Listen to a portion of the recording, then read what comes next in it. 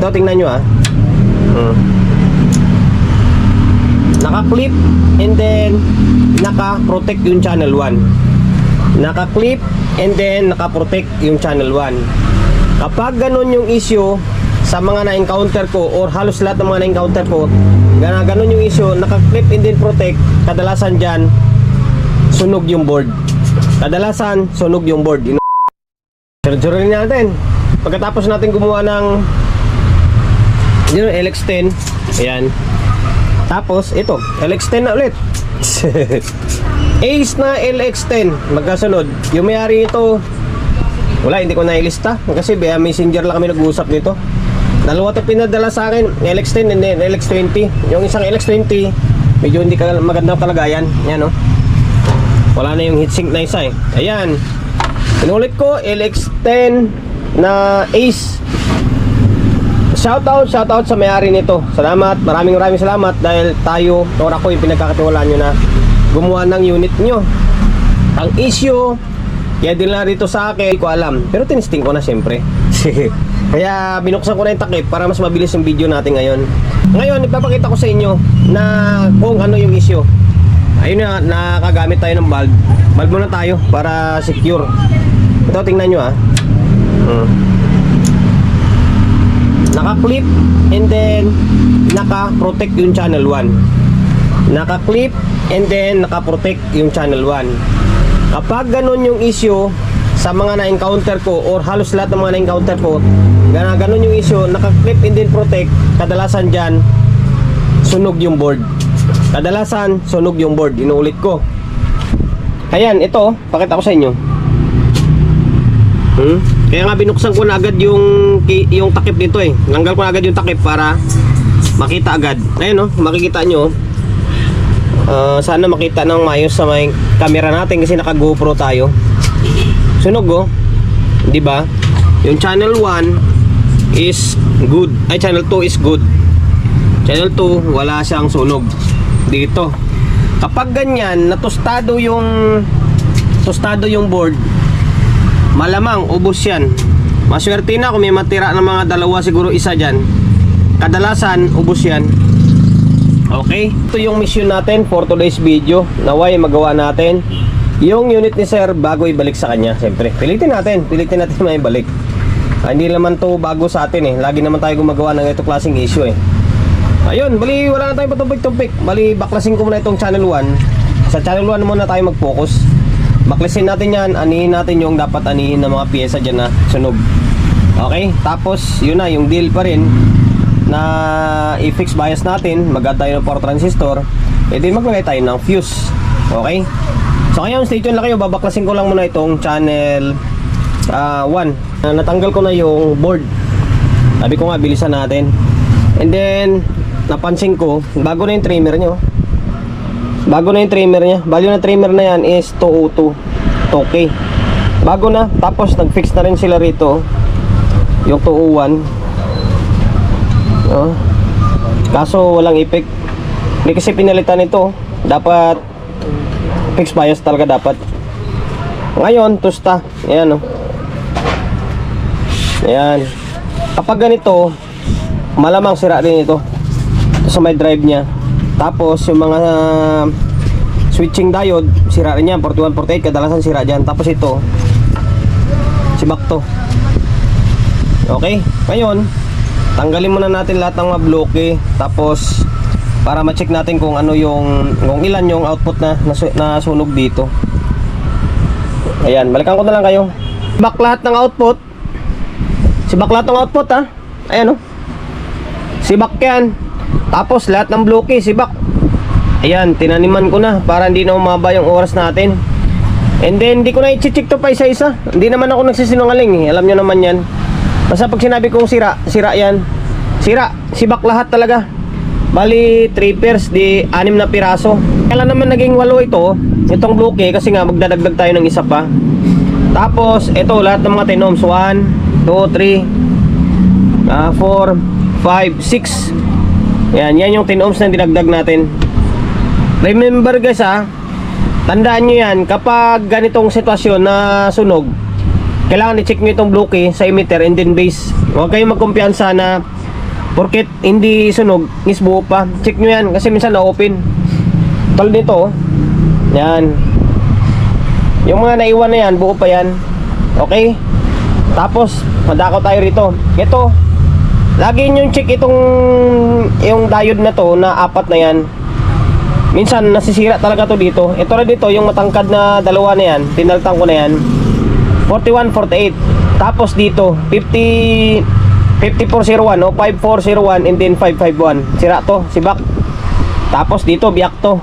Kaya pinunasan ko lang kanina, itim na itim to. Ito yan o. Yan, hindi naman tayo nagsisinungaling eh. Ayan, ito. Tapos ito yung 5401, 551 naman. Sana ba na isa na yun? Yan, sira. Bago na ito, pinalitan na natin. And then, saan pa? Ito, nag-fix bias tayo. Tinanggal natin yung biasing trimmer. Okay, sana ba yun? Ito. Yan, ito naman to. Oh, bago pa siya oh. Tapos tinanggal natin yung nakakabit na una nilang nilagay. Tinanggal natin, pinalitan natin. Gumawa tayo ng sarili nating diskarte. Ayan. Ngayon, ang susunod na lang dito is yung output na lang. Maglalagay tayo ng output para kompleto na, hindi masukatan natin. And then dito pala sa may 669, check nyo. Kasi ito sira ito. Sira. Yung 649 buo. Ang baba, 649 buo. Yung 669 is sira. Okay? Ayan, balikan ko na lang kayo kapag nagiging normal na. Nag-overtime tayo sa bahay kagabi. Doon natin ginawa. Doon natin kinumpleto. Pasensya na. Ulit-ulit na din naman yung video natin. Ito, nagdagdag na ako ng power transistor dito. Hindi ko lang nakuha ng video kagabi sa bahay. And then ito, pahabol ito. Bagong transistor ito. Galing ko lang ng raon, namili ng mga stock natin. Ayan, nagdagdag na tayo. Ito yung channel 2 ito yung hindi sunog Tapos nag-add tayo ng bloke. Huwag nyo kalimutan mag-add ng bloke. Ayan, bloke. Tapos nag-fix bias na tayo. 1.8 tapos 220. 220, 1.8. Tapos bloke, dalawa. Tapos output A1943 C5200 para makompleto yung 4 pairs mo. Ayan. Tapos ito yung channel 1. Ito yung natusta. And then meron pala ako nakaligtaan. Nalusutan ako kahapon. Kaya pala pag plug in ko ngayon, umiilaw yung bulb natin doon. Kasi yung isang diode dito. Yung diode na yan, value niyan is N4007. Yan. Ito. Na kung pala shorted, kaya pagsaksak ko sa ilaw liwanag, yung isa buo. Yan, yun na, isa rin sa tip ko yun. Kailangan i-check nyo rin pala yung diode, nakalimutan ko lang. Ngayon, yan, nakompleto na yung output din. Ayan, nagiging 4 pairs na rin. Tapos dito yung 669, alam ko wala na mabibili ngayong 669 na yung purong ano tawag yan, yung purong silicone Ito kasi bakal tong kabila, kaya need mo ng sapin. Maglagay ka ng makeup para hindi magkaroon ng contact yung katawan niya ng bakal against sa may tornilyo papuntang heatsink, kasi didikit sa ground dyan. Ayan, may mika ito. Ngayon kompleto na. Balik natin itong board, tapos sukatan natin kung magiging normal na. Okay na. Pasensya na kayo paliwanag na lang. Overtime na tayo kagabi sa bahay. Tinamad lang ako kumuha ng video. Ibalik ko na yung dalawang board. Dito, nabali ako ng salang. Yung bumutok na board, dito ko na ilagay. Okay lang naman yan kahit baliktaran vice versa naman to Ayan, dito ko na ilagay yung isa. Ayan. Ngayon, naka-plug in na yan. Ang kulang na lang ay yung fuse pala. Fuse na lang kulang. Okay, tingnan nyo normal. Normal na rin dito. Nagagandahan dito sa may LX20, LX10, pagkabisado mo na, once na napalitan mo na lahat ng mga sira na parts, ay hindi ka na papahirapan. Automatic itutunog na siya. Eto, dito, ayan, nasa halos magpo 0.3 o nasa 0.3 nga ito.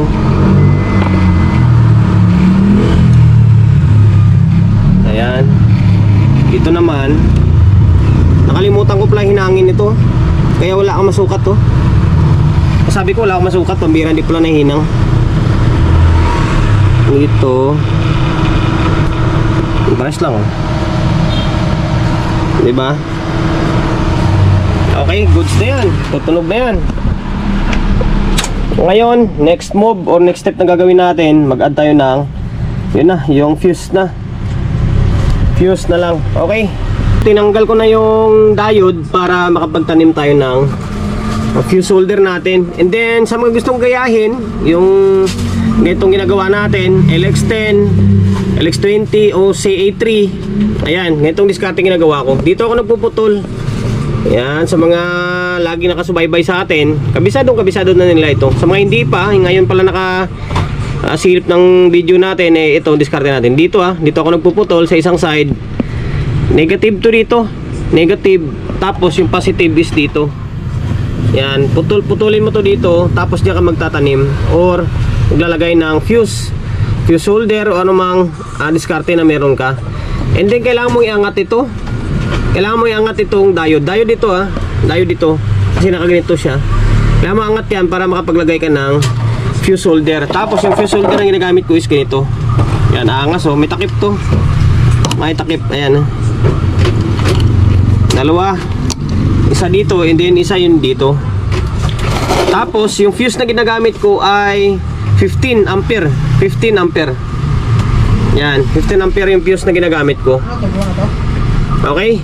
So ngayon, ibabalik ko lang muna itong diode. Babalik itong diode, tapos balik natin itong power supply. Then audio testing tayo. Naglagay na ako ng speaker.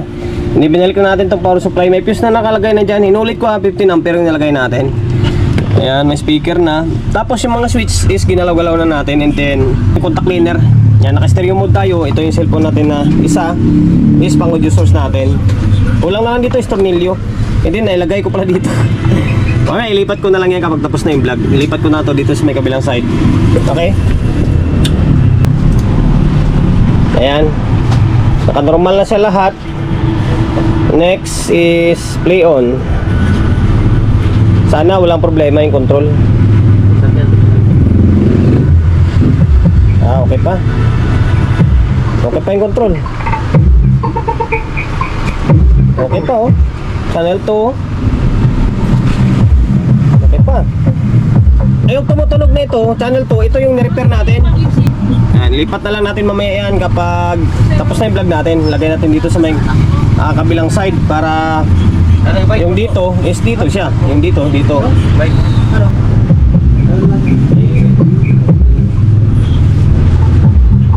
Ayun, bali okay na. Yung customer kasi. Yung output, sira lahat. Ito. 1, 2, 3, 4, 5, 6. 6 na piraso yung sira. Tapos, yun na. Basta yung mga pinaliwanag natin sa may unang video natin. Kasi simulang video natin, yun at yun ang sira. Na very common na to. Very common na sa akin to. Hindi na bago sa akin to yung itong klaseng sira. Ulit-ulit na lang to. Dahil nga wala siyang fuse, di ba? Okay. So ngayon, meron na siyang fuse. Nag-add na tayo ng power transistor, nagiging 4 pairs na siya. Naka-fix bias na, tapos meron ng fuse. Ayan. Sana nakapagbigay idea tayo sa mga kapwa natin technician na medyo bago-baguhan pa lang. Take note, medyo bago-baguhan lang sa mga master dyan tawanan lang nila yung mga ganitong klaseng content. Ayun, sir. Kalimutan. Hindi ko kasi nilista kung taga saan ito, kung anong pangalan ni sir Basta yung kasama ng Ace na LX20 na kulang na yung isang heatsink. Maraming salamat sa pagkakatiwala mo ng unit mo rito sa akin. And then, okay na. Back to normal na yung unit mo. And then yung mga request is natupad ko na. Promotion, bago tayo magtapos, siyempre, shop natin. Gusto magpaparepair along sa Uyo, Quezon City. Number 61, Don Julio, Gregorio Street, sa Uyo Road, sa Uyo, Quezon City. Social media pages natin, so kung hindi pa nakapag-follow, paki-follow. And then siyempre, paki-share na video natin sa my Facebook, YouTube channel. So kung hindi pa nakapag-subscribe, paki-subscribe, like, share. And then siyempre, paki-hit ng bell button sa gilid para updated ka sa mga susunod na video na i-upload. Ingat, God bless, and then peace atin lahat.